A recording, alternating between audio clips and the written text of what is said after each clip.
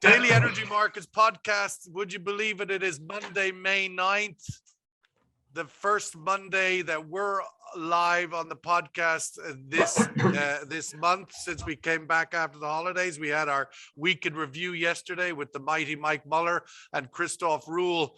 And now we have the tripartite, London, Dubai, not Shanghai, London, Dubai, and Sydney. I knew there was an S in there somewhere. Good morning to Peter McGuire, sitting in Sydney, Australia, of course, CEO of XM Australia. What's it look like from Asia there, with China hurting at the moment a little bit with the lockdowns? I would imagine that's impacting the outlook for Australia a little bit. Your thoughts on where China's at the moment and its sort of ramifications for the rest of Asia? Well, good morning, Sean and panelists. China's been hit hard, and it's certainly been sold up at around about 1.3% today. So it's very, very soft. Understanding as far as those lockdowns, the impact it's having to GDP moving forward, the uncertainty. Aussie dollar's sitting at 70. It's cratered.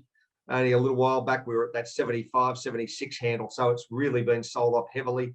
The impact as far as we've got Hong Kong down 4 1/3% today. You've got Jakarta down 4%, the LQ45 down nearly 5%. So massive sell-off, Sean. A Monday mayhem. I'm looking forward to seeing what goes on across Europe when it opens in the next matter of hours, and how UK travels, and then naturally what impact that's going to show, because if this has been sold off so heavily, I'm sure that the NASDAQ will be sold off again, and the US equities. So it's not a good sign. We're being led in some ways by China, strong dollar, interest rates.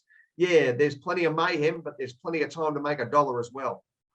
Peter, just quick follow-up on that. The Asia wake up Monday morning, is it a simple sort of taking the lead from Wall Street and what we've seen there, or is the Asia story a standalone story, the China story? How do you separate those two in terms of sentiment and direction? Well, I don't think sentiment, Sean, it's a globalized world, and they say globalization may be, dying on the vine, but let's assume that it's not. And let's say the interconnectedness of markets and logistics and supply chains, and we're seeing interest rates being ratcheted up, certainly with what we saw last week with Powell. And are we going to see 75 basis points in the next two months, or 50? So the general theme is one of tightening, and we're looking at a lot of structural issues as far as inflation, high energy, high food. Have a look at the price of wheat, look at soybeans, what we've seen up best part of 25% in the last 4 months. So all of these impacts are being absorbed by the consumer, Sean, and that's global. So if food's costing more globally and energy's costing more globally, everyone is a victim. Obviously, Peter, there's a lot of things, Omar, is there cross-correlating gas with oil and sterling and euro and currencies and everything. But ultimately, the market is looking at other things than what's happening in Russia, clearly, because if we were, prices would be a lot higher. And China demand destruction is a very big story. I don't think you can open any newspaper in the world, whether it's Russian TV or, the Xinhua from China or the Financial Times, the demand side of this story is very much in the equation. And sort of my question to you is, can commodity prices, oil included, hold up when the economic outlook is, from much analysis, even Chinese Prime Minister acknowledging job vulnerabilities over the weekend? Ultimately, can commodity prices hold up at these levels when there's a macroeconomic outlook that is increasingly fragile? Well, yes, it is fragile, Sean. We're all very mindful of that third quarter. We could see a kickoff as far as recessions in numerous economies across the globe, and that will only gallop ahead come fourth quarter and first quarter of 23. So there's the landscape there is not looking good. Secondly, inflation's got to be managed. Are we entering a classic? We've never seen times. I read articles like what Larry Summers was saying as far as the metrics, what's going on with inflation, what's going on with unemployment, interest rates. It is a pretty dire situation across many economies. If you only look at what's happening with the euro, look at what's happening, as you mentioned, with China. So yes, I think that the commodities will come back. I think they'll be violent in their descent, and I don't know when it'll happen, but I really think that we're setting ourselves up for a big short. US dollar will continue to climb, and commodities will get hammered. So yeah, let's just wait and see how things move. But I think that there's going to be some very dynamic times ahead over the next certainly 6 to 9 months with commodity prices.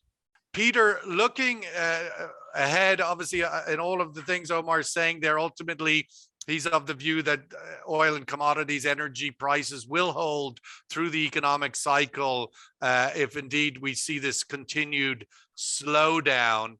Looking at where that puts Asia, you mentioned at the top of the show the strong dollar, which is now above 104.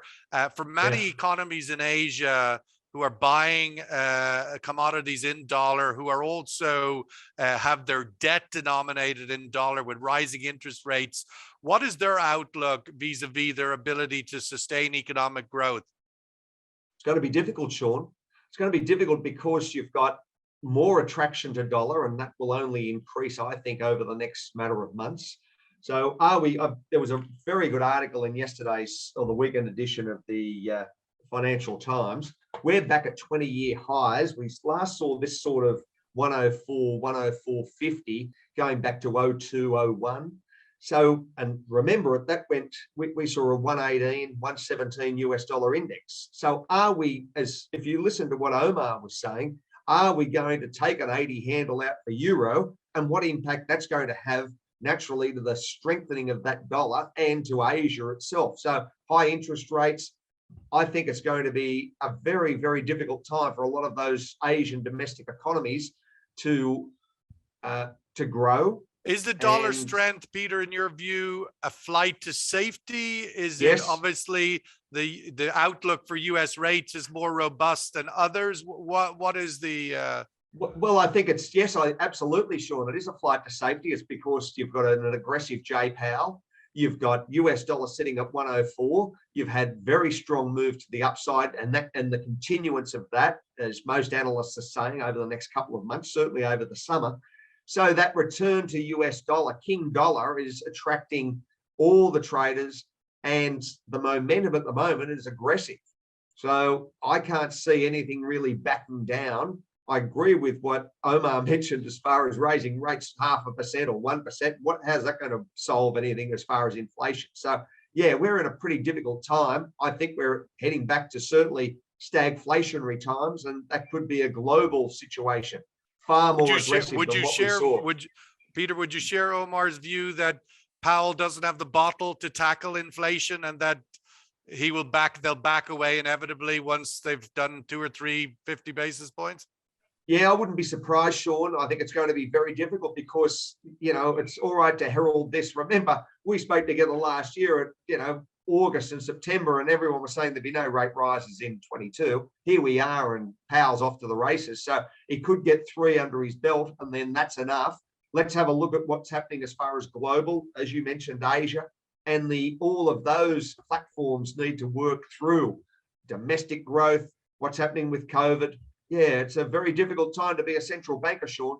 Certainly, there will be a growing narrative in the second half of the year as we prep for next winter. I think, as was mentioned, I think Omar or Peter, of greater, or maybe it was you, Ahmed, greater competition emerging between Asia and Europe for gas and other flows that were typically going east for most of the last 10 years may now redirect. That whole redirection structure will be a new narrative. Listen, we got to run there. Everybody's got to get back to work. Omar Najia's got to go back making lots of money.